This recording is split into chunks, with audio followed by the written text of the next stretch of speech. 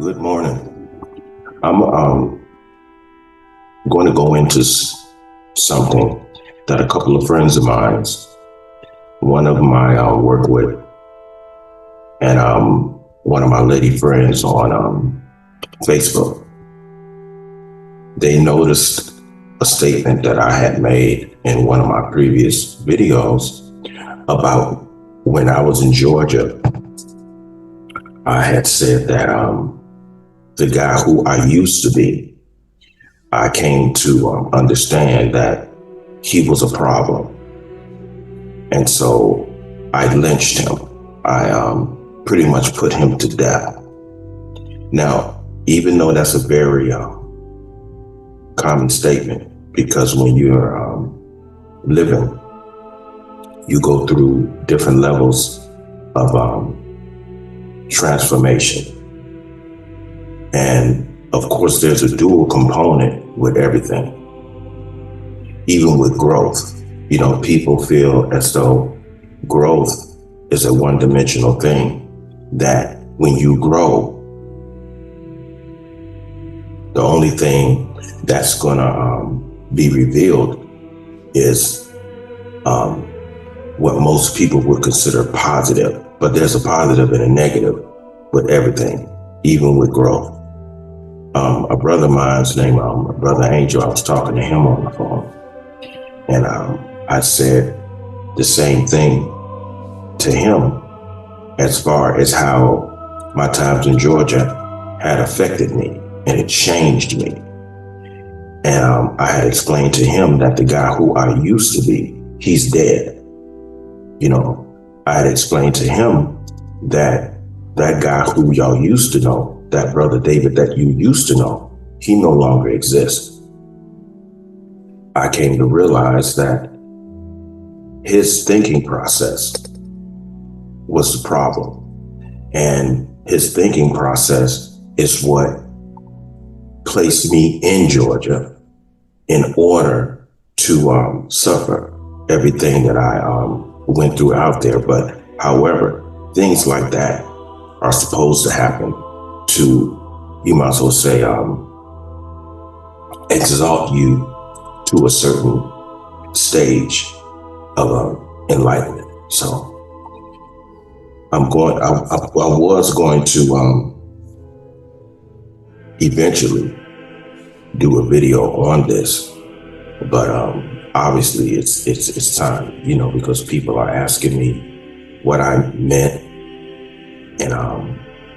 and everything. So now this video is going to open up to rather slow, because there's some footage that I'm going to have to put in front of it in order to explain what I meant by that, by my former self being the real problem. And his thinking process was very common. And whenever your thinking process is very common, in living in a world like this, you have to be very careful, because that common way of thinking will get you in trouble. It just is. It just is. A lot of people out here who are wicked, a lot of people who are soulless will talk that same language in order to reel you into their lives, because they have an ulterior motive. They have a hidden motive. And the woman who I moved to Georgia to be with, Salam Yilma, she always had a motive. And but the footage that I'm going to put before this is going to explain one of the primary reasons why that actually worked, and it got me to Georgia. And after I got to Georgia, I suffered a very terribly cruel but beautiful lesson of self-analysis and death, inner death. So with all of that being said, I'm just going to go ahead and start this. I'm going to put it together. Now, this is going to be lengthy, a real, it's going to be long. Now, if you're not interested, then just, like I say all the time, just move on. Just move on. come back to it or whatever the case may be, you know.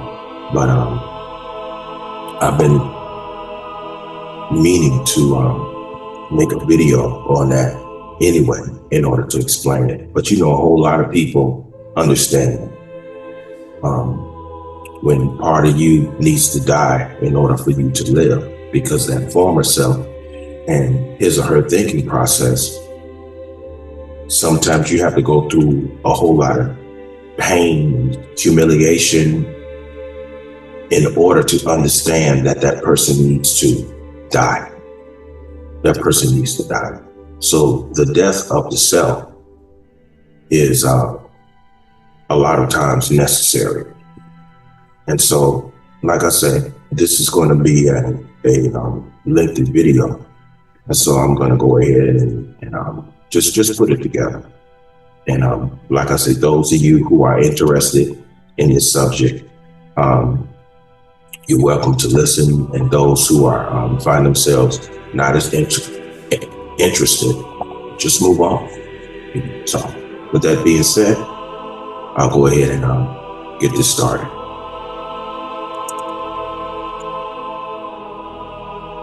Now, as far as the subject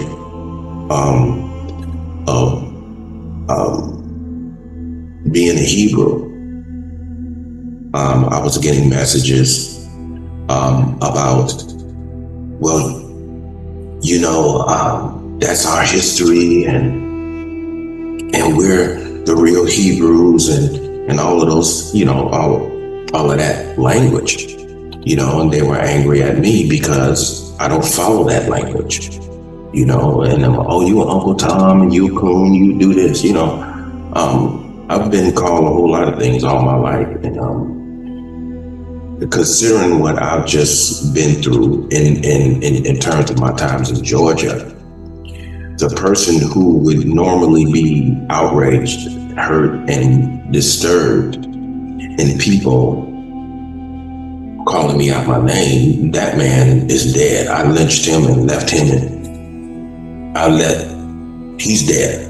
I left him in Georgia because I felt as though that brother was a problem. And so calling me names, threatening me, you know, threatening my life, you're not moving me. I don't care.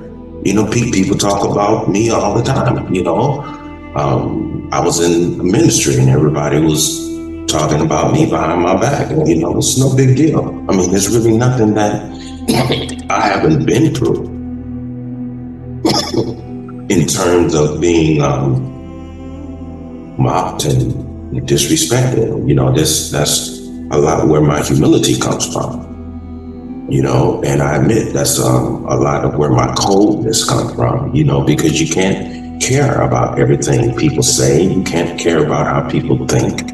You know, that's why I'm almost 60 years old and I still don't have any high blood pressure, because I don't give a fuck.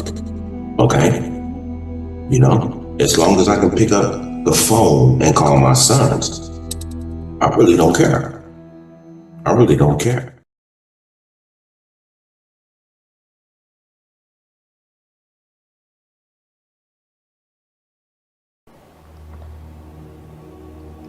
My grandfather had expressed to me one day, David, never live by way of expectations. We fail to understand the danger of the ease of listening to words clearly understood by way of the language without perceiving the vital importance of what is being said. However, as we venture into the living journey, we come to know that those words mean fundamentally in effect of our lives.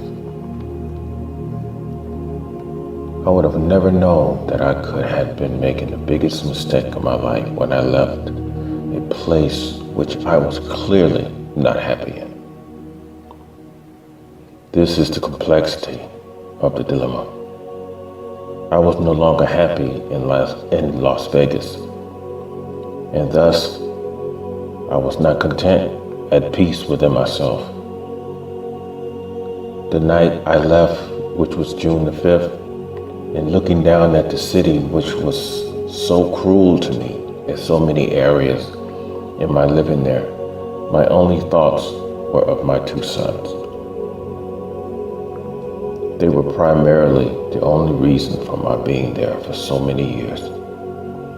After they became adults, as well as my time was coming to an end there, I met someone which I thought was going to be an important part of my fulfilling a part of my life that has been needing closure, and that was having a woman in my life which I was able to be one with. I had this night ponder upon my giving up all of which I remain saying I was not content with, and know that I only was trying to find peace in my existence, feeling that my peace was imbued inside of someone else other than myself. This is the dangers of expectations which my grandfather was implying.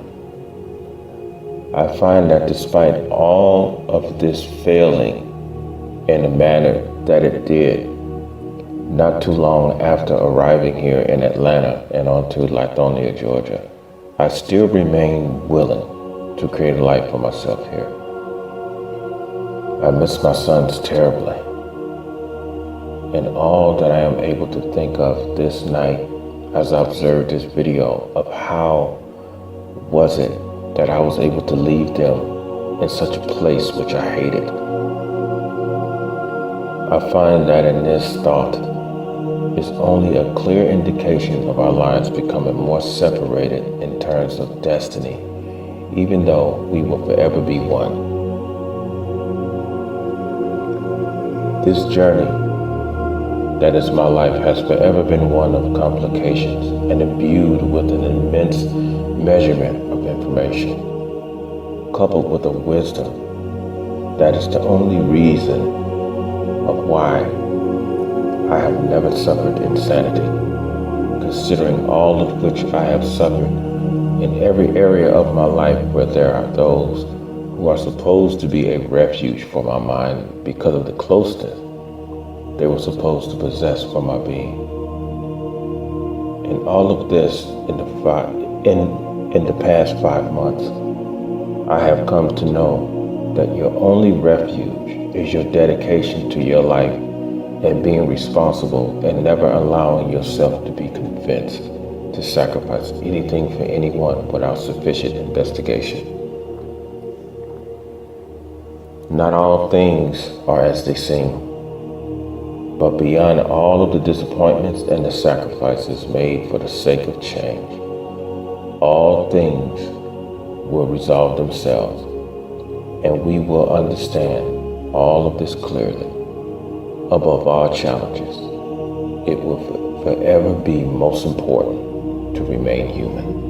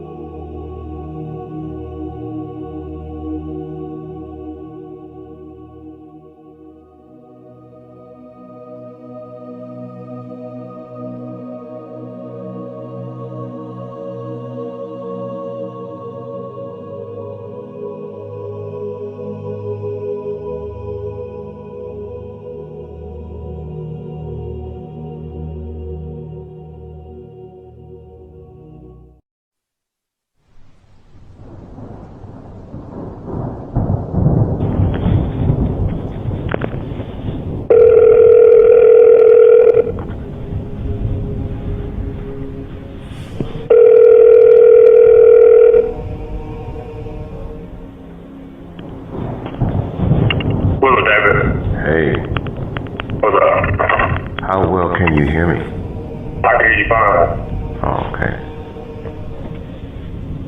Yeah, you was right though What? about what you texted me about making better decisions. Yeah, cause to be honest, man, like you're good for everything, but when it comes to like the women in the past 11 years, man, you have definitely not been good when it comes to them. That's just being honest with you. No, you're right. I don't know why is that or whatever. Cause you're great at everything else, but what is it about you and women like that you just don't choose them right or whatever? I'm asking you cause I don't know that and I'm not around you. I can't just tell other than what you tell me. I just think that it has everything to do with from my thoughts about it. It's not only having bad examples around me, but put it like this. There was this Hispanic young man that I used to work with at the Win. And he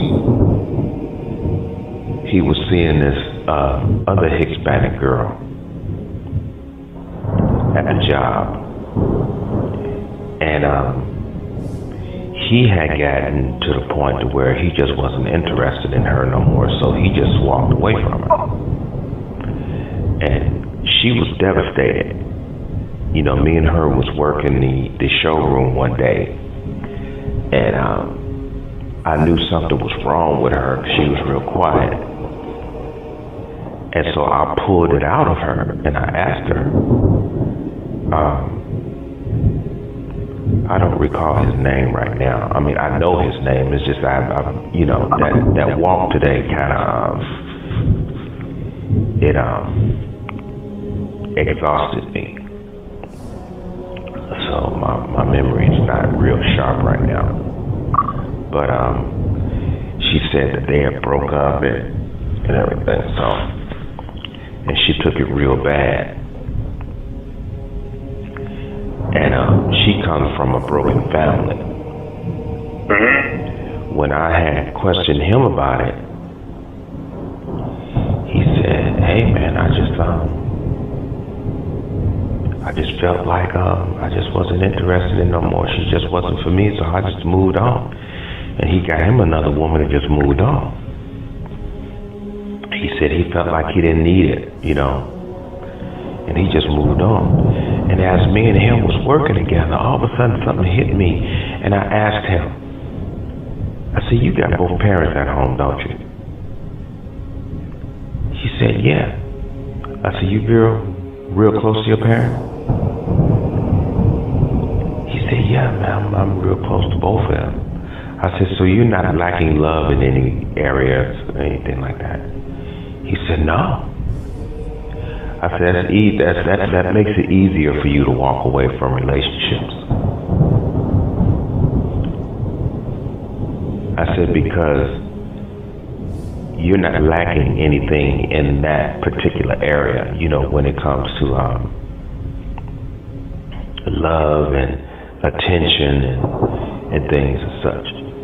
I said, because you've always had that in your life, and so once you get involved with someone outside of that, of course it's on another level, but your foundation when it comes to having love fulfilled, it's fulfilled, and that makes you more intellectual and less emotional.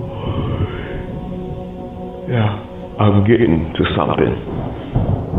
And he had agreed. Now, her situation was otherwise, and so when it comes to wanting to be loved, and when you want to be loved, it's easy for you to give love out sometimes, or that might not be love. It could be a sense of needing or wanting to love, or wanting someone to love you. Because believe me, Josh, I've been sitting up thinking about this all day. Because I recall you and Angel. Because I don't really talk to a lot of people. Yeah. I remember both of you guys asking me, don't you think you should go out there and visit first?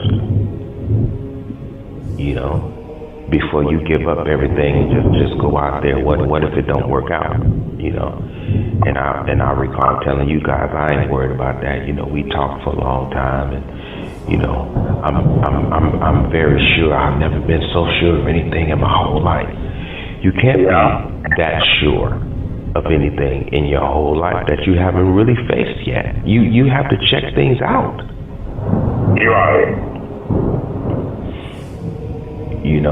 And so when I was thinking about that today, I'm like, I thought about what Kim had told me, that young lady I used to take walks with. I think I told you one day me and her was walking in the park out there in Las Vegas, and she said,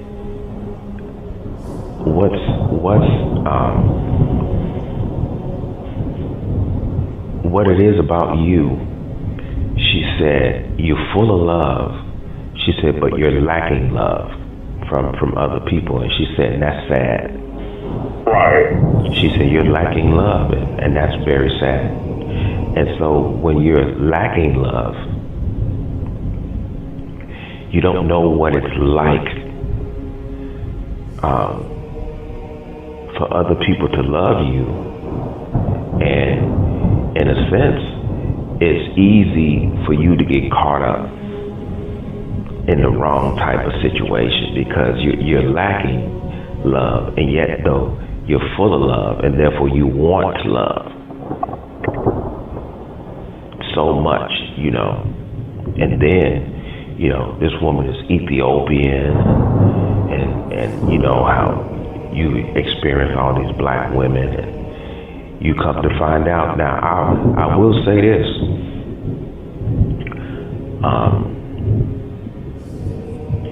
Sandra put me through a lot of shit, but I had to catch Sandra. Right.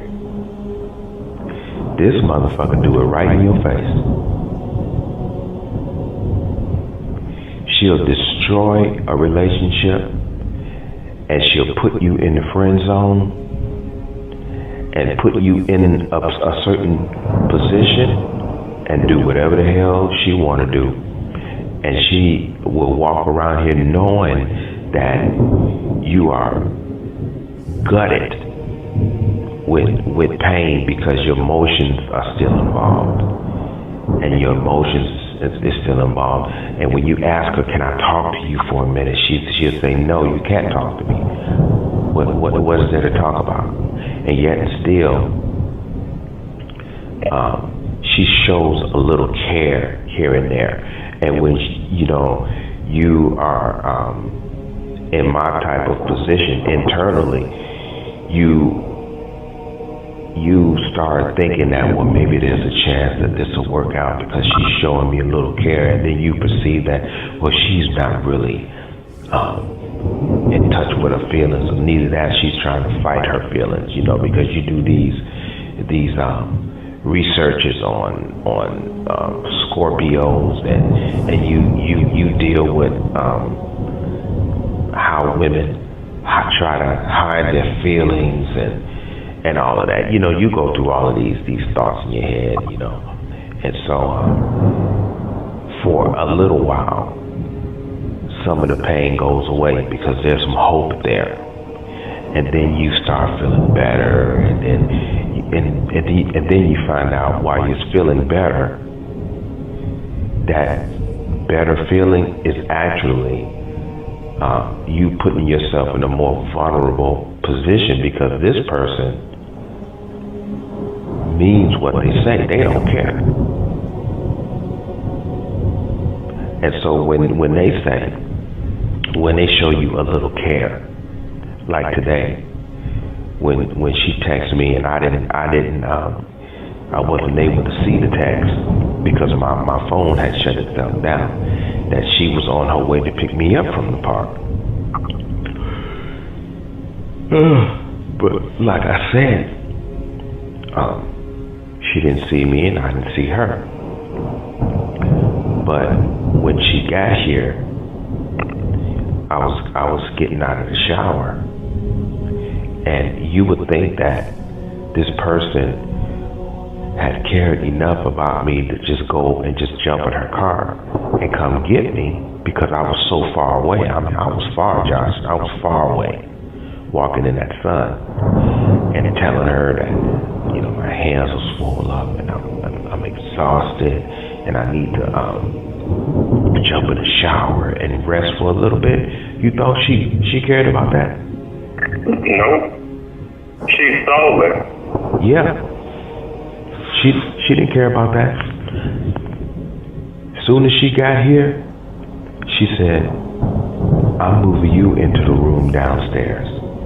And she started grabbing my stuff, and I had to take my computer apart. We had to bring this table downstairs, and I'm exhausted. And I'm like, damn, bitch, I just walked damn near 15 to 17 miles in this hot sun. But she was determined. She said, well, this is my room, and I want my room back. You know, that's soulless and humiliating and hurtful. And I'm like, whoa, what the hell is this? And then, up on top of that, she puts on this real tight white hoochie looking dress. And we talked for a minute about this room, because she was trying to rent this room out. She said she had somebody to come in and looking for this to look at this room. And so, but see, this is where she was putting me. And I said to myself, well, where am I gonna go as soon as this person come and look at the room? So my thought said, you know what? Rent this room from her, because if this person comes and they're gonna want to rent the room, where are you gonna go? You can't go to your aunt, because your aunt don't give a fuck. So I said, well, aren't you supposed to have somebody to come to look at this room? And she said, yeah. She said, but while you're in there, just keep it clean until I can get somebody in that room. I said, well, let's just do this. I said, I'll rent it. I'll rent it from you. She said, you will? I'm like, yeah. I'll just go ahead and rent it. She said, well, okay. And then I told her, I said, this is most likely the way we should have did it from the jump street. Maybe I should have been in this room first, you know, for a little while, and then you're upstairs. But see, when I was in Las Vegas, I think I told you this too. I asked her, I said, well, where am I going to sleep when I first get there? She said, you going to sleep with me? She said, she said, I'm buying this queen size bed for both of us. I mean, she bought a whole entire bedroom set for both of us. And then when I get here, of course, I'm a stranger physically. And so I told her I was going to make it easy for you. I said, I'm not one of these horny toad type dudes. I'm actually I can lay next to you and not, you know, try to touch nothing or anything like that. I was being a gentleman about it. And it's just a trip the way things turned out, you know. And it's a trip. That's all I can say about it. And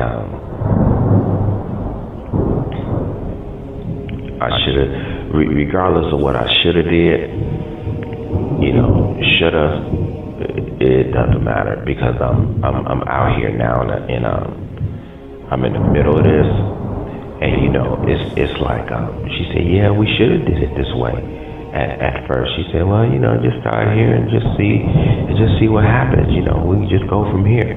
She told me that today. But where are you right now? See, it's this back and forth stuff. The psychological games.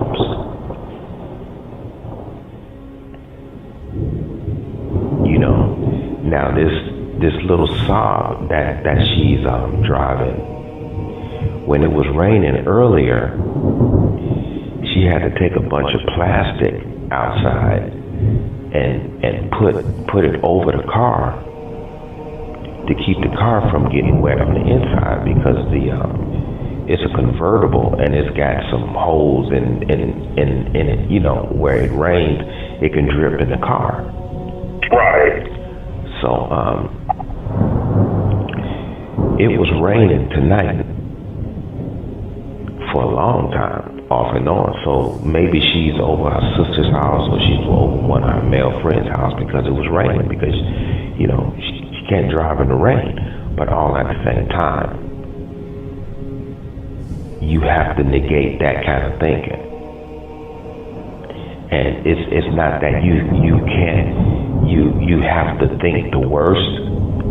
I'm finding out tonight you can't think at all. You gotta totally let it go. If she's over one of her male friend's house, either she's fucking him or not. You can't care about that. If she's over to one of her, if she's over to her sister's house, laying up in her sister's house, you can't even worry about that, because she don't give a shit how you feeling. Because look, even if she's over to her sister's house, if she cared about, well, I know me and him ain't together right now, but I know he's probably wondering where I'm at, so I'm gonna call him and let him know I'm just over here to Mulu's house. She didn't even do that. And so tonight, I'm looking at this saying, okay, whether her sister's house or whether she over some nigga's house laying up with him, I can't be concerned about that. Right.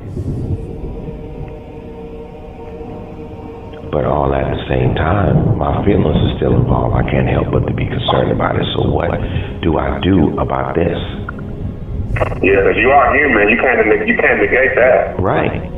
And that's the whole thing about the way people treat you. The one thing that they negate is that you are a human being and you got feelings. They don't give a shit about that. And that's how you find out that you're not really dealing with a human being. You are dealing with people who are soulless. And when they are like that,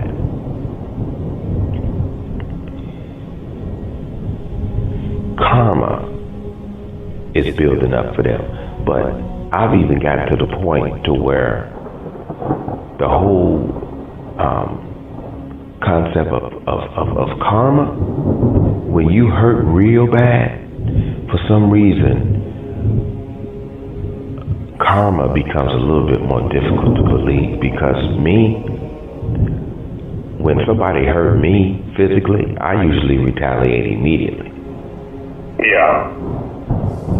But when it's not physical, it hurts even more, because you want to see some form of retaliation immediately.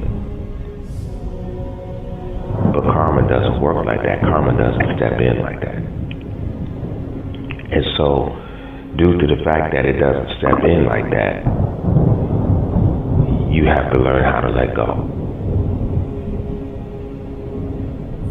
But like I say, you're caught with this, you're trapped inside of this flesh. You remember when I told you that when the Creator started bringing me back, I told the Creator, no, I don't want to go back. Yeah, I remember you telling me that. And what I meant by that is I didn't want to be reunited with the flesh so that I would have to feel love and fear for my sons, heartbreak and sorrow, because that's what this flesh carries in it. It carries all of those things. And then you live long enough to find out that love, this whole thing, love, that's just as painful as anything else. Love is pain.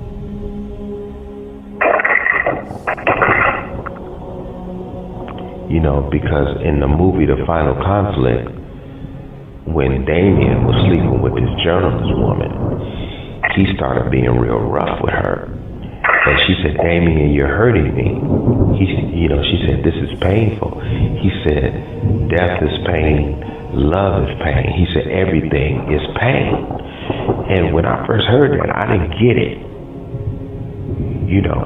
But since my accident, and then when this happened, I'm like, now I understand exactly what he meant when he said everything is pain, because everything is pain. Now, most people may say, well, I doubt that, and they only doubt it considering where that information was coming from. Well, it was coming from him. Well, it's true. I mean, if you live long enough, and just because it comes from him doesn't mean that it's not true. And that's probably one of the primary grudges that he has against the Creator. Why would you put us in something like this flesh to feel pain and sorrow? What is it that we have to learn? Why do we have to suffer? Right. And then they say, well, the common Christian, the common religious, every single religion and religious person and unreligious person, everybody has this one primary understanding, is that in order to get where you're supposed to be, wherever the hell that is, you have to suffer.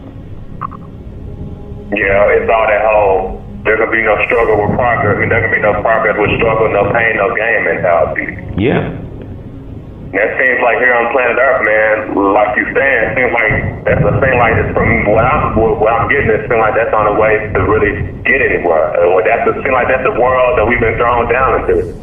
Yeah. A struggle, the world of struggle. Mm-hmm.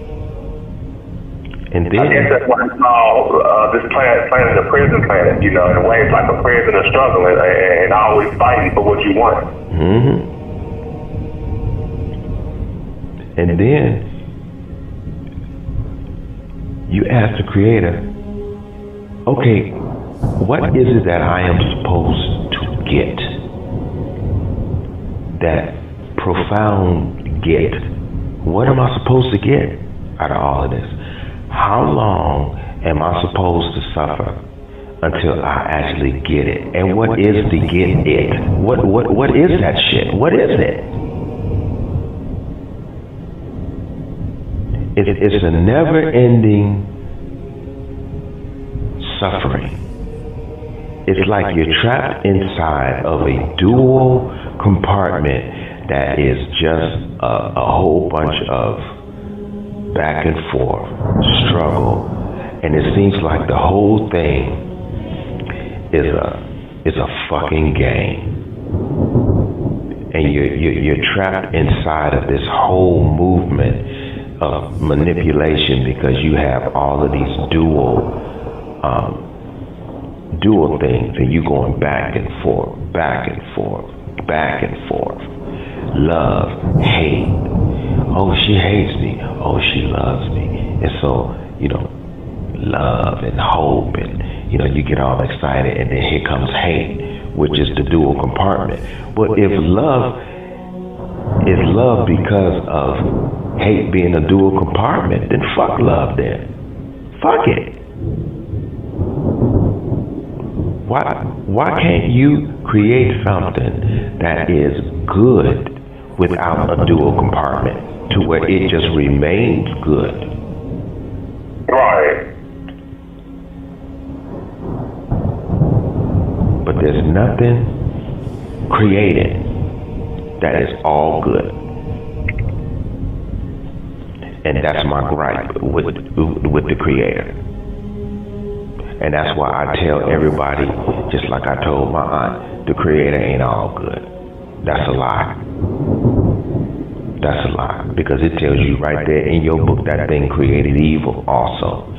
It created evil as a dual compartment to good. So as far as I'm concerned, ain't neither one of them worth a damn. Good and evil is bullshit. So where do you go? There's nowhere to go.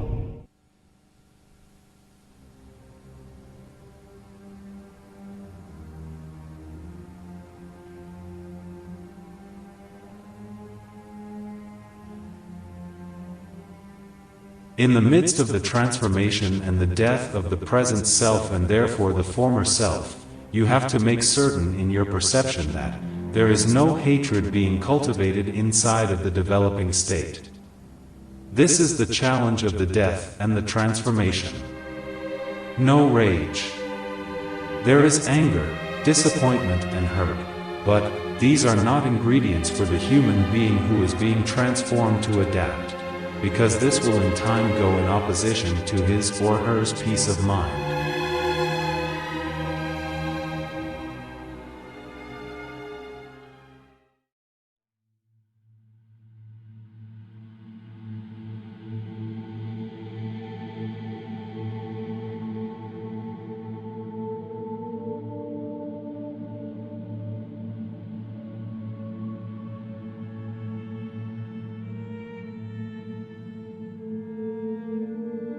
That last video was me talking to my brother, Joshua, who's in Texas. And that was the night where I've questioned everything on how I got in that position. I was placed in a room, you might as well say, that really wasn't a room. It was like the lower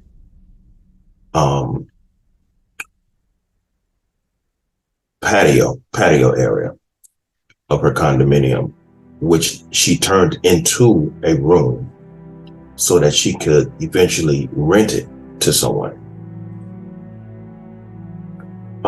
That same night, I overheard her on the phone with one of her male friends, and she was saying, I put him down there in that room because it's dark. It's how she say, it's damp, and it's cold like a grave. And I said to myself, what was it that I did that caused her to feel the way she feels about me? What did I do other than just give up everything in my life in Las Vegas to move here to become one with someone who I felt was one with me? And you know, as I laid there, I was laying back on the bed like this, and I was looking into darkness, you know, because this room had some electrical things, but didn't have any vents. So it's like you didn't have any heat in there unless you in time buy a portable heater like I did. But that particular night, I didn't have any heat in that room, and it was very cold. And so I turned out my lamp, and I laid back on the bed, like I said, and I was just staring into darkness. And I said to myself, how did I get here? And so it had came to me in concentration. I wasn't in meditation at the time, but I was in deep concentration, and my mind went all the way back to our first conversation and how we were both exchanging what we want out of life and everything. And it hit me to where I say, okay, it's like when you think about the mentality that you had back then, you say, okay, what was my thinking pattern back at that time? It was very common. I wanted to get married. I wanted to be with someone that I can pour myself into. I wanted to become one with someone and everything. And, just those common things that you are taught in this Western civilization, which doesn't necessarily go in harmony with everyone's reality, because this is a cultural design. You're born,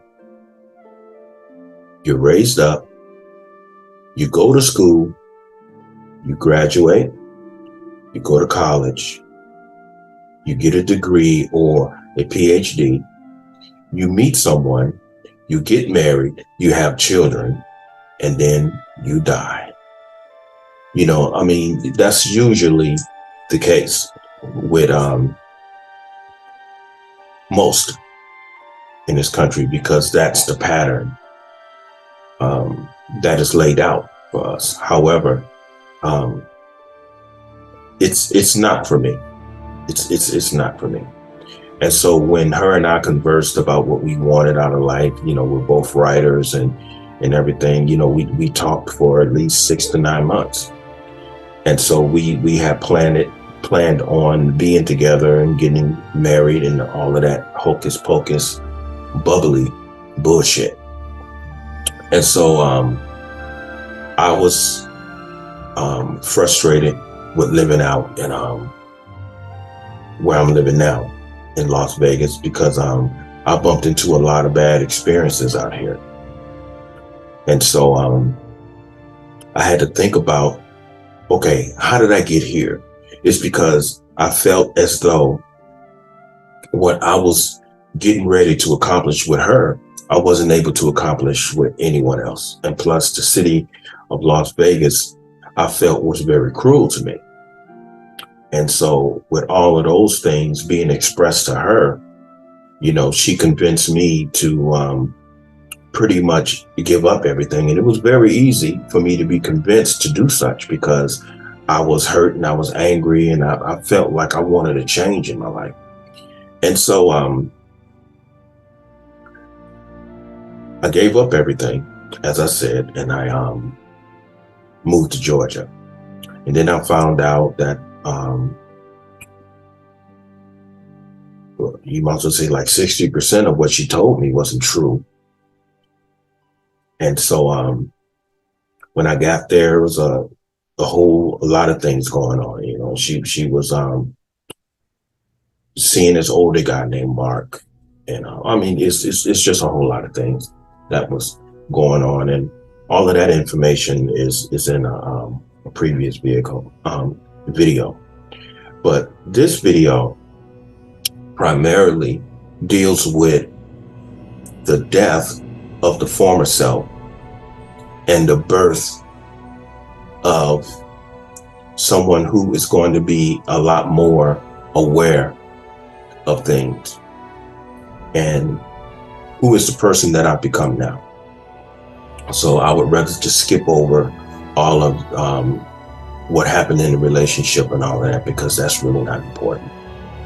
But what is important is that in my other video, I had made that statement that provoked a lot of people to send me messages and asking me, what did you mean when you said that other guy who I was I lynched him, I killed him, and I left him in Georgia. So if you're interested in seeing that version of David, you have to go to Georgia to find him, because that's where I left him.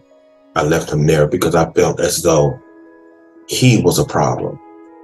So the night when I was laying back and I was in deep concentration,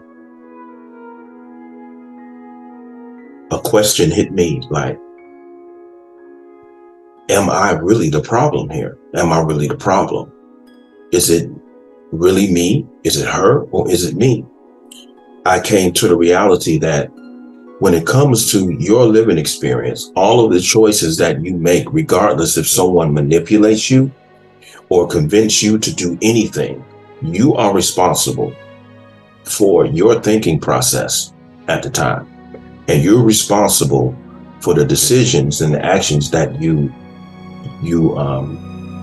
make. So that wasn't enough for me, because I still felt like I was an endangerment to my own self. And so that night, I believe it was almost 3 o'clock. I think it was like 2:47 a.m. in the morning. Now, outside of this patio that I was living in was her backyard. And it's a wooded area. It's like if you was to leave the backyard and you go to the parking lot and you look to your right, all you have is a big wooded area. And, we used to see deers come out of that area all the time. And so the wind was kind of steady that night. And so I walked over there in the wooded area where I mentioned the deers are always coming out of there. So I walked in the woods. It was, at night, it was really dark. And the only thing that was giving me light was the moon that was shining light through the trees and everything. And so as I walked further and further into the wooded area, I came upon an area that it looked like, those areas where a whole lot of Southern people would cut around and make a circle area for where they could come up with meetings, or even an area to where a lot of the men used to try to make moonshine. It was one of those areas. And so what I did, I got in the middle of that circle area, and I had sat down, and I allowed myself to go into meditation.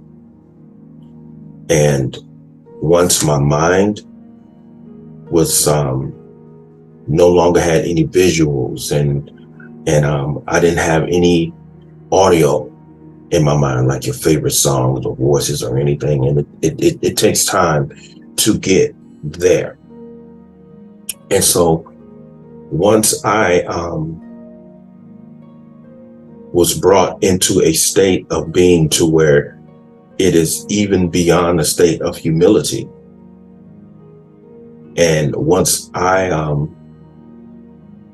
wasn't even able to hear the wind brushing up against the trees, I was led into myself.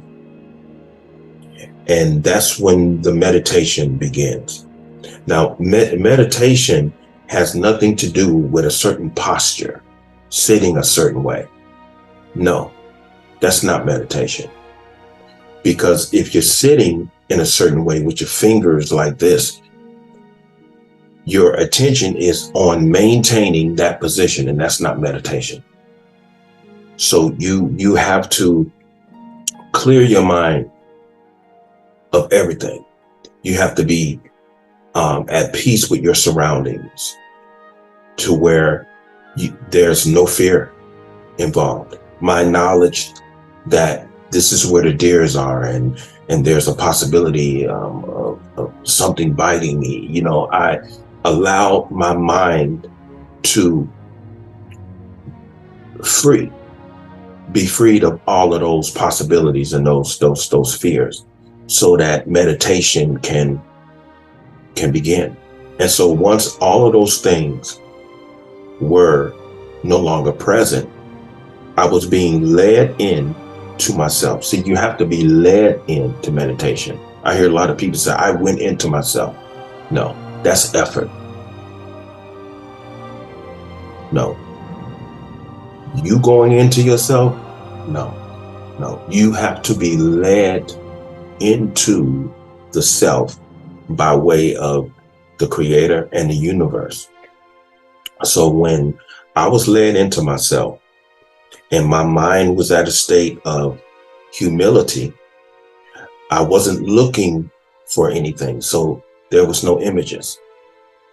I didn't have any intellectual questions, as far as why am I here or anything. You have to totally go into a state of silence. You can turn your music down and your room can be quiet, but silence is within the mind. And so once I allowed myself to go in harmony with the silence that the creator and the universe permitted me to have, that's when the meditation started. And what was brought before me was what I realized was the fact that it was my own wants, my own ambitions, and my own lust, and my own sense of dissatisfaction, my sadness, my anger, my rage, all of those things. And when all of those entities, you might as well say, were put before me, and I accepted them as my flaws, then it was revealed to me who the problem was. And it was my present self is what got me out of Las Vegas, regardless of how much she manipulated everything. She was able to manipulate that brother.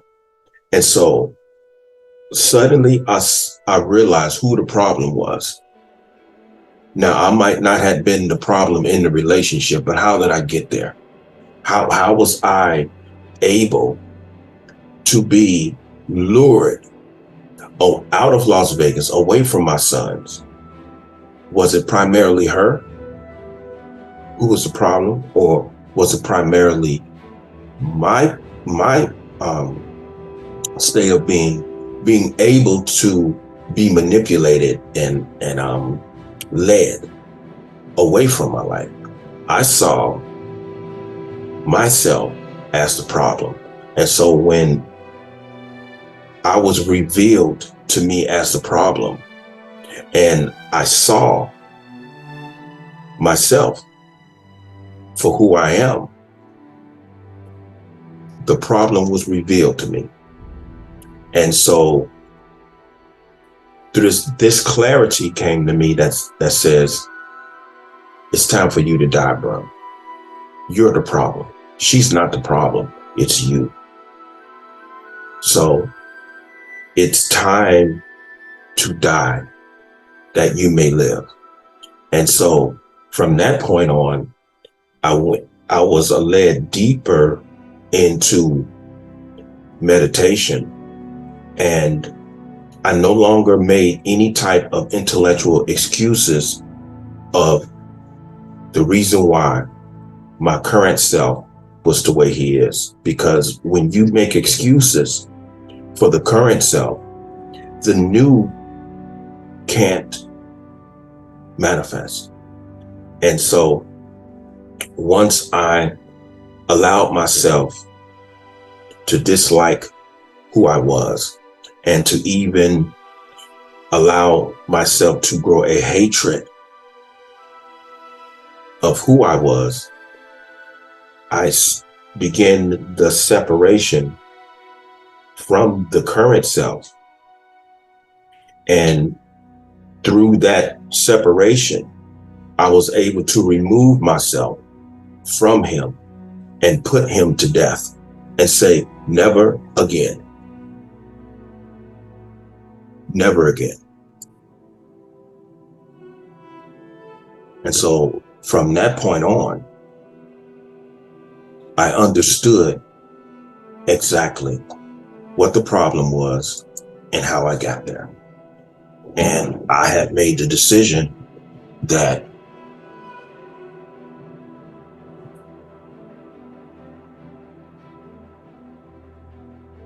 it's time to live. It's time to live. I separated myself and I no longer made excuses, for my previous self. And so I embraced the new David. And during the transformation and the transition period, and when you're going to allow your previous self to die while you're going into being the new, you have to make absolutely certain that that separation and therefore death doesn't have a tendency of filtering in the new self hatred, animosity, bitterness for anyone outside of yourself. And so when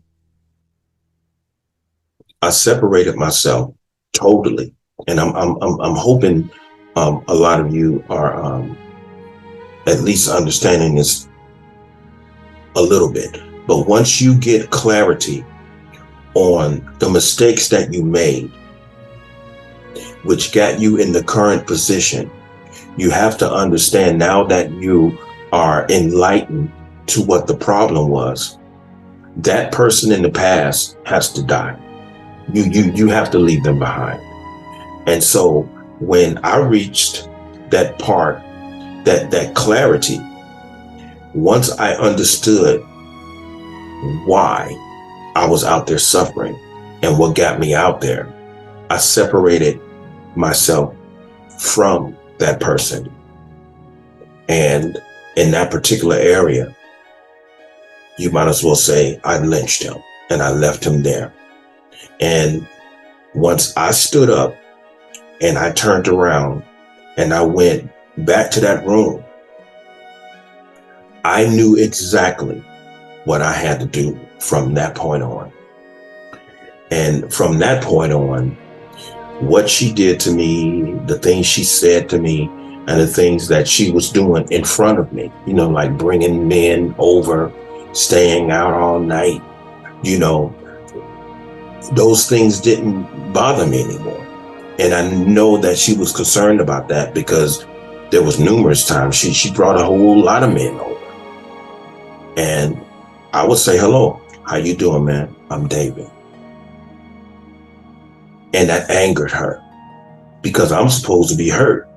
But the guy who she used to talk to over the phone, the guy who she met at the airport, and that other David, he's dead. Now you're dealing with a new David, and this David doesn't care. Now, my brother Angel, he had asked me when I told him that that I had died in Georgia, and that whole experience in Georgia changed me. He said, did it change you for the better or did it change you for the worse? And I told him, I said, in some aspects, it's made me better. And in some aspects, it made me worse. Because beforehand, when I was in Vegas, when I was out there, I was here in Vegas, when Brother Angel and I started getting to know one another while we was part of this ministry. As a matter of fact, it wasn't just him only. It was everybody in the ministry noticed that Brother David would weep a whole lot, during prayer, or when he would talk about something that he felt was very important to him. I would weep a whole lot. And one of the reasons why I was overly sensitive is because when I met them, I was bleeding on the inside because of everything that I went through in the ministry out here in Las Vegas, when I used to go around and speak in different churches, and a whole lot happened, with the church and Nation of Islam, and all of those things had transpired. And so I had left the ministry, and I had planned on isolating myself for 5 years of study.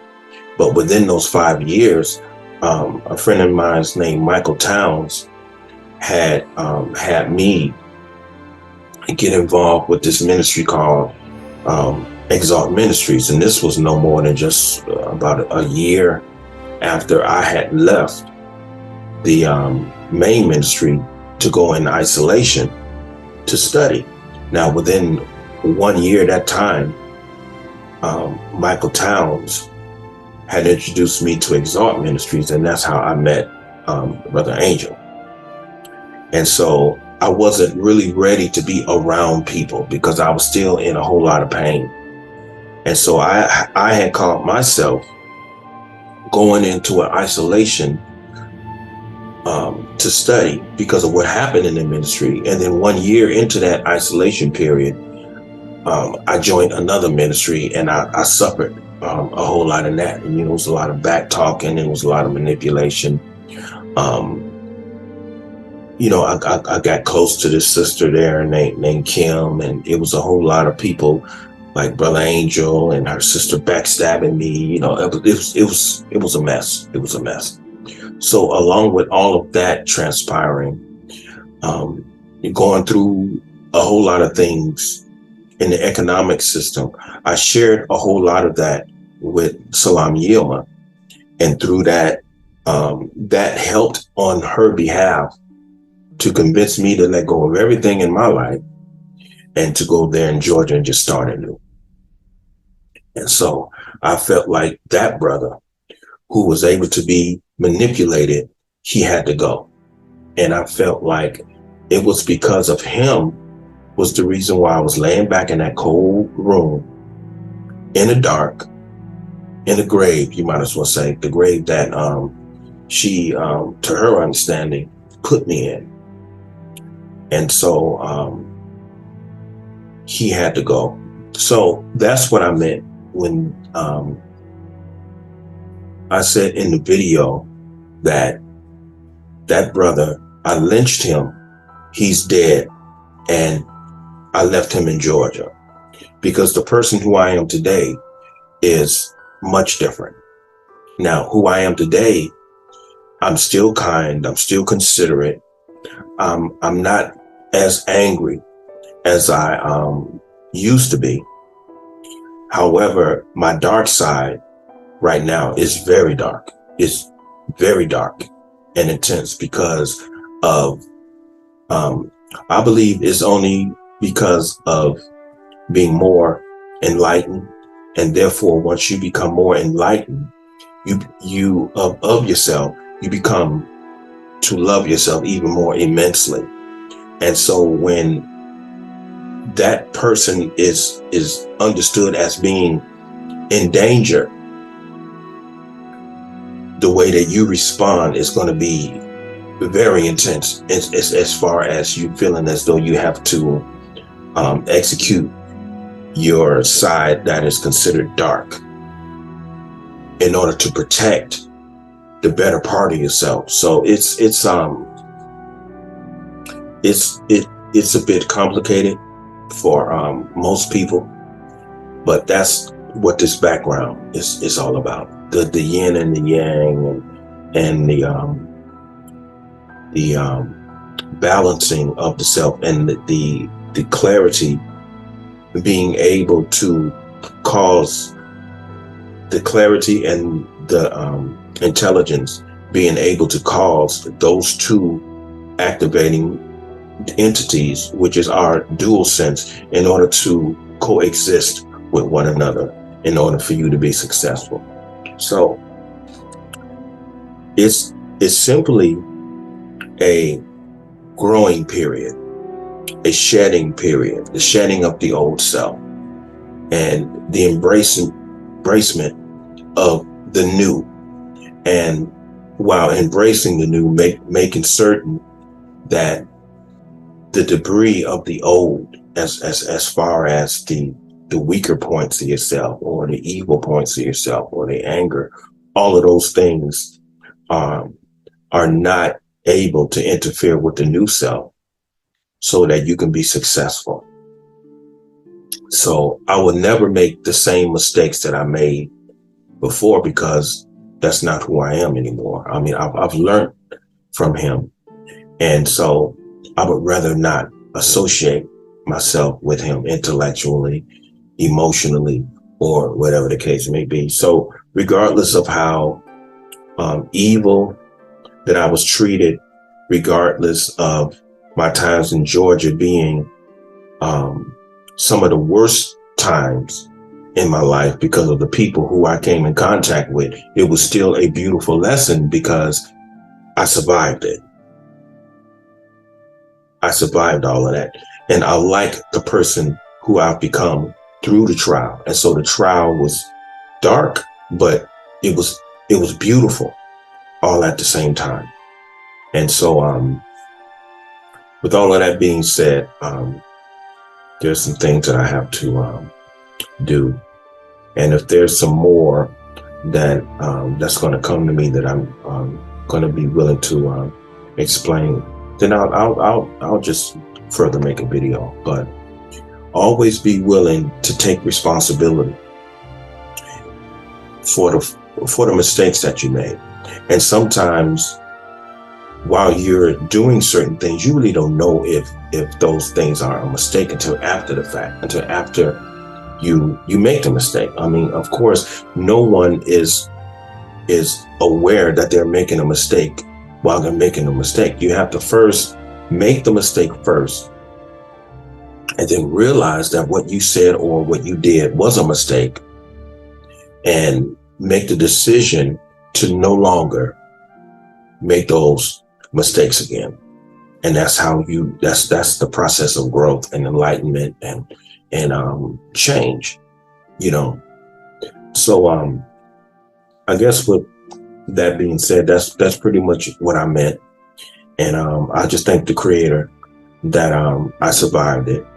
And I was also asked, do you have any hatred towards her? No, I don't have any hatred towards Salam Yilma, because I met Salam Yilma. My intentions towards her was very honest and very good. And, you know, and like I said on one of my previous videos, I tried to reach out to her and she didn't respond. And so I've moved on with it. I've moved on with it. You know, I'm just answering a valid question about my comment. And so with that being said, like I say, I have some things that I need to attend to.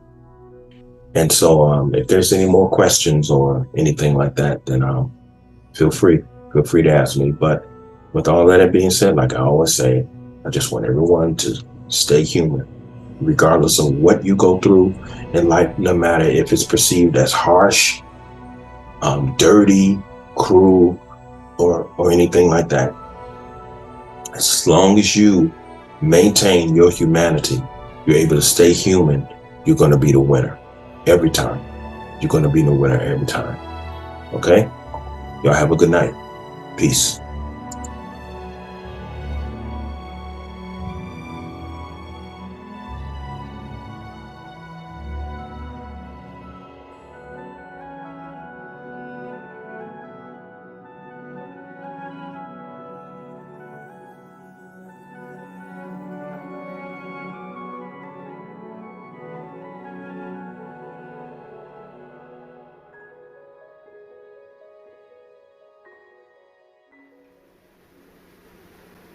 So if a person who is really serious, really attentive, goes into this question of death, he must understand what it means, the quality of it, not the ending of it. That's what we're going to a little bit discuss. The ancient Egyptians, the pharaohs and all the first dynasty till the 18th and so on, they prepared for death. They said, we will cross that river with all our goods, with all our chariots, with all our belongings, with all our property, with all our... And therefore their caves, their tombs were filled with all the things of their daily life. Corn, you know all that. So living was only a means to an ending, dying. That's one way of looking at it. The other is reincarnation, which is the Indian Asiatic outlook. And there is this whole idea of resurrection of the Christians. Reborn, carried by Gabriel angel and all that to heaven, and you would be... Now, what is the fact? These are all theories, suppositions, beliefs, and non-facts. I mean, suppose to be born, Jesus come out of the grave, resurrected physically. That is just a belief. There were no cameras there. There were no 10 people say, yes, I saw it. It's only somebody imagined. We'll go into that a little later. So there is this living and preparing for death, is the ancient Egyptians did. Then there is the reincarnation. Then there is resurrection. Now, if one isn't frightened, you follow that, deeply, then what is death? What is it that dies? Apart from the organism. The organism may continue, if you look after it very carefully, for 80 or 90, 100 years. If you have no disease, if you have no accidents, if there is way of living sanely, healthily, perhaps you last 100 years or 110 years. And then what? You follow that? You live 100 years. For what?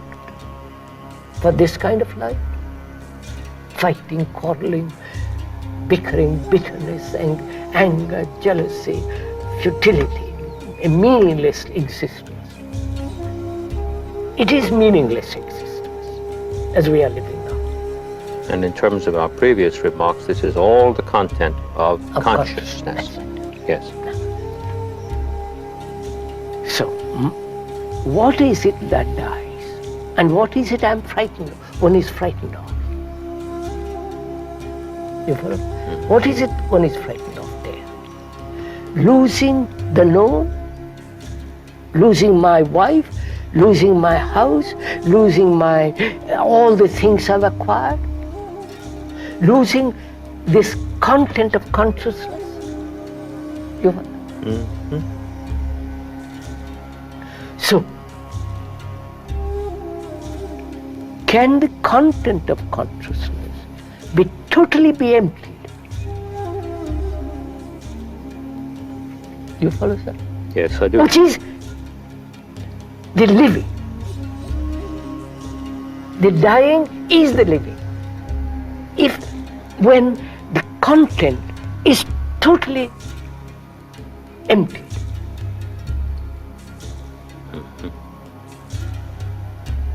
That means no attachment. It is not a brutal cutting off, but the understanding of attachment, the understanding of dependency, the understanding of acquisition power, position, anxiety, all that. The emptying of that is the real death. And therefore, the emptying of consciousness means the consciousness which has created its own limitation by its content comes to an end. So, I make myself irresponsible. By delegating responsibility to you, I become irresponsible. Whereas now we are saying, nobody is responsible except you.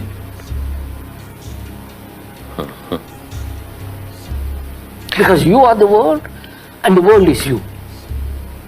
You have created this mess, you alone can bring about clarity. Therefore, you are totally, utterly, completely responsible, and nobody else. Now, that means you have to be a light to yourself, not the light of a professor or an analyst or a psychologist or the light of Jesus or the light of the Buddha. You have to be a light to yourself in a world that is utterly becoming dark. That means you have to be responsible. Now, what does that word mean? It means really to respond totally, adequately to every challenge.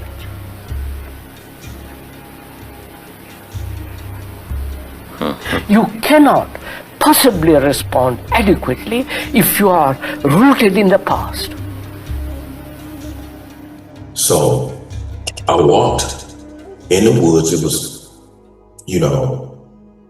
at night. It was really dark, and the only thing that was giving me light was the moon that was shining light through the trees and everything. And so as I walked further and further into the wooded area, I came upon an area that it looked like, those areas where a whole lot of Southern people would cut around and make a circle area for where they could come up with meetings, or even an area to where a lot of the men used to try to make moonshine. It was one of those areas. And so what I did, I got in the middle of that circle area, and I had sat down, and I allowed myself to go into meditation. And once my mind was no longer had any visuals, and I didn't have any audio in my mind, like your favorite songs or voices or anything. And it takes time to get there. And so once I was brought into a state of being to where it is even beyond a state of humility. And once I wasn't even able to hear the wind brushing up against the trees, I was led into myself. And that's when the meditation begins. Now, meditation has nothing to do with a certain posture, sitting a certain way. No, that's not meditation. Because if you're sitting in a certain way with your fingers like this, your attention is on maintaining that position, and that's not meditation. So you have to clear your mind of everything. You have to be at peace with your surroundings, to where there's no fear involved. My knowledge that this is where the deers are, and there's a possibility of something biting me. I allow my mind to free, be freed of all of those possibilities and those fears, so that meditation can begin. And so once all of those things were no longer present, I was being led in to myself. See, you have to be led into meditation. I hear a lot of people say, I went into myself. No, that's effort. No. You going into yourself? No. No. You have to be led into the self by way of the creator and the universe. So when I was led into myself and my mind was at a state of humility, I wasn't looking for anything. So there was no images. I didn't have any intellectual questions, as far as why am I here or anything. You have to totally go into a state of silence. You can turn your music down and your room can be quiet, but silence is within the mind. And so once I allow myself to go in harmony with the silence that the creator and the universe permitted me to have, that's when the meditation started. And what was brought before me was what I realized was the fact that it was my own wants, my own ambitions, and my own lust, and my own sense of dissatisfaction, my sadness, my anger, my rage, all of those things. And when all of those entities, you might as well say, were put before me, and I accepted them as my flaws, then it was revealed to me who the problem was. And it was my present self is what got me out of Las Vegas, regardless of how much she manipulated everything. She was able to manipulate that brother. And so suddenly I realized who the problem was. Now, I might not have been the problem in the relationship, but how did I get there? How was I able to be lured out of Las Vegas, away from my sons? Was it primarily her who was the problem, or was it primarily my state of being able to be manipulated and led away from my life? I saw myself as the problem. And so when I was revealed to me as the problem, and I saw myself for who I am, the problem was revealed to me.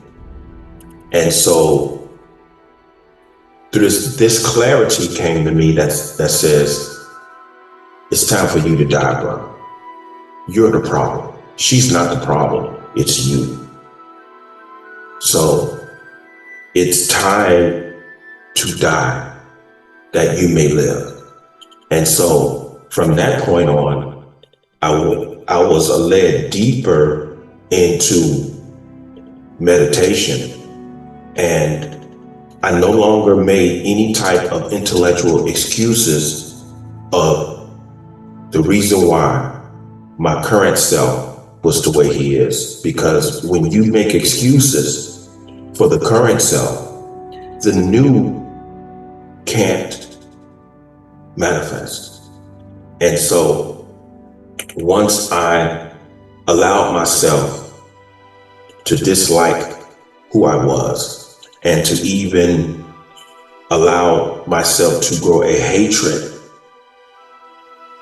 of who I was, I began the separation from the current self. And through that separation, I was able to remove myself from him and put him to death and say, never again. Never again. And so from that point on, I understood exactly what the problem was and how I got there. And I had made the decision that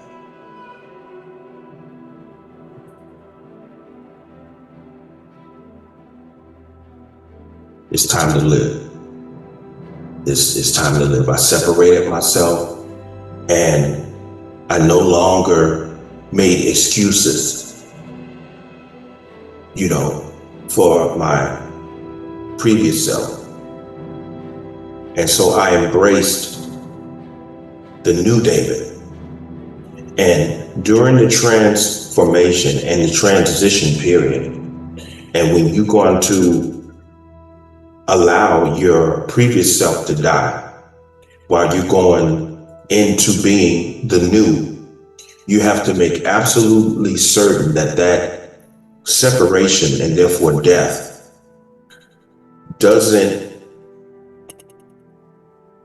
have a tendency of filtering in the new self hatred, animosity, bitterness for anyone outside of yourself. And so when I separated myself totally, and I'm hoping a lot of you are at least understanding this a little bit. But once you get clarity on the mistakes that you made, which got you in the current position, you have to understand now that you are enlightened to what the problem was. That person in the past has to die. You have to leave them behind. And so when I reached that part, that clarity, once I understood why I was out there suffering and what got me out there, I separated myself from that person. And in that particular area, you might as well say I lynched him and I left him there. And once I stood up and I turned around and I went back to that room, I knew exactly what I had to do from that point on.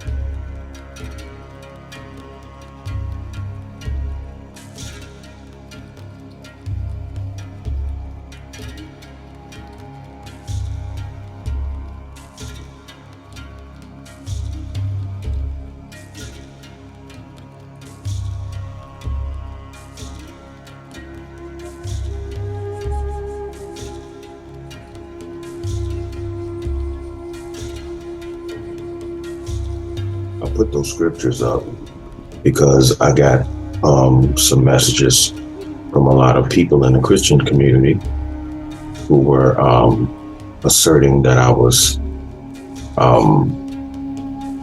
teaching demonic teachings because I was talking about the death of the inner self and the transformation and resolution of the inner being, and therefore the resurrection. And I think that if many of you really understood your own book, then you would understand exactly what I was speaking of. The death of the self, the former self, and into the newness of life. That's right there in your Bible. That's right there in your Bible. But I know that, your pastors don't teach certain areas of the Bible, because if they did, then you would know yourself to the degree that you will finally realize that you are the church. Okay? And you are the temple. Like the scripture said, Jesus found a man in the temple. The temple is the organism. And he suggested that he ended his plight of self-destruction and don't revert back to it, because if he does, then he will experience worse things, because he is now more responsible for his actions in terms of his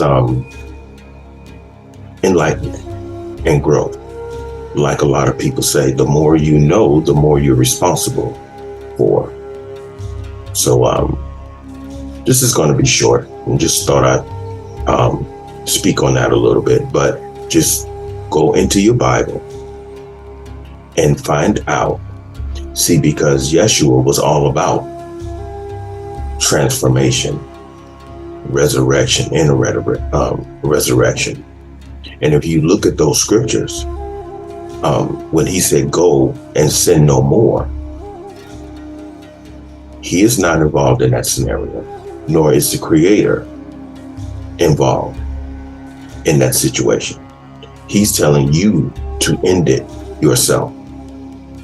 And the other scripture, when it says, let this mind be in you as was in Christ Jesus, the whole thing is let. In other words, allow this mind to be in you as was in Christ Jesus. That's what happened in the middle of the that wooded area. I allowed my former self to die so that I will be able to live. I allowed myself to be made new and to be made whole. That way I can move forward and go into better things and a better lifestyle, and to be made successful. It's you. You have to make the change. You have to decide to make that change yourself. I hear a lot of you talking about, Lord, change me, Lord, change me. God is not going to change you. You have everything you need to change yourself. The only thing you have to do is make the decision, just like this background implies. Your good side and your evil side. You have to make the decision, which one of these are you going to live?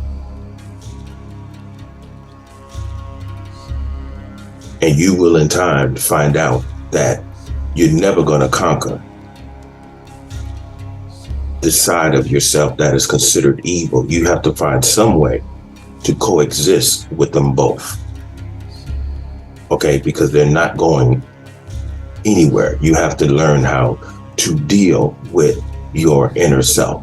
So the only way that you are going to be able to deal with your inner self, you have to take the time to get to know who you are and what you are as a living organism on this planet. And that's all it is. You just have to understand exactly what it takes. And it's going to take you to make that change, to be willing to make that change. Just like a lot of us are starting to come to the conclusion that you can do all the praying that you want. But if you really understood the man's message, and if you really understood what a lot of people are coming to understand about themselves, you will understand that God, Allah, Yahweh, or whatever you call it, has already given you the inner tools, the will, and the clarity to make the change yourself. This is what the Beatitudes were about when Joshua was teaching the Beatitudes on how to be this way, be that way. Be implies be in this state of mind and spirit. He even said, and therefore be ye therefore perfect as your Father in heaven is also perfect. Now, he wasn't saying being equal to God, because how can you be equal to that which created you? You have to understand yourself. You have to get to know yourself and understand where your perfection lies within. Because the Creator put a state of perfection inside of every human being. And the only way that you are going to be able to tap into that state of perfection, you have to go inside and you have to look at yourself. It's an everyday challenge, because the challenge is going to always be you. It's going to always be you. You're your devil and you're your God. It's you. It's you. Of course, we were all created by a divine source and an evil source. And a whole lot of people are not ready to accept that. But it says that right in your Bible. Okay? It says, I created peace, I created war, I created good, and I created evil. I, the Lord, created all of these things. It's right there in your book. But you don't want to accept that. You don't want to accept the fact that your Creator has an evil side, and which is the reason why you have one. The whole thing, get to know who you are, what you are, accept it, see the flaws, see the good side, and see the bad side, and find your area of perfection within yourself as an individual human being living on this beautiful planet. And some of us have to suffer, like I had to suffer when I was in Georgia. Sometimes it takes that. Sometimes you have to suffer immensely, and that has everything to do with who you are as a human being. You know, and there's some parts of myself that is very, I would say, headstrong and very, how can I put this? Rebellious and rigid, you know, because of my past. My past had shaped me to be that way. But that brother, I got rid of him, like the previous video did. But I would suggest that before you call yourself attacking someone or criticizing someone, as myself, the whole thing that Yeshua, if you look in your Bible, the whole story, the whole teaching is based upon an observation of self. Observation of self. That's why he was led to the desert. And all of these things that were attractive was put before him. And he didn't give in to those things. And also, he didn't give in to becoming a convert unto himself. He still understood that there was a divine creator that created him. And he moved forward with that. And that's the way he lived. And he's the example. You know, he said, I am the way, the truth, and the life. He's talking about being an example. I am the example. Follow my example. You know, he's talking about the example. He's not talking about the individual. He says, observe me and follow my example. Understand yourself. Find your divine source within. Accept it and move forward. Let this mind be in you as was in Christ Jesus. What mind? There's a mentality that was present inside of him. And if you understand the scriptures, he did not identify that mind as his own. He said, let this mind be in you as was in Christ Jesus.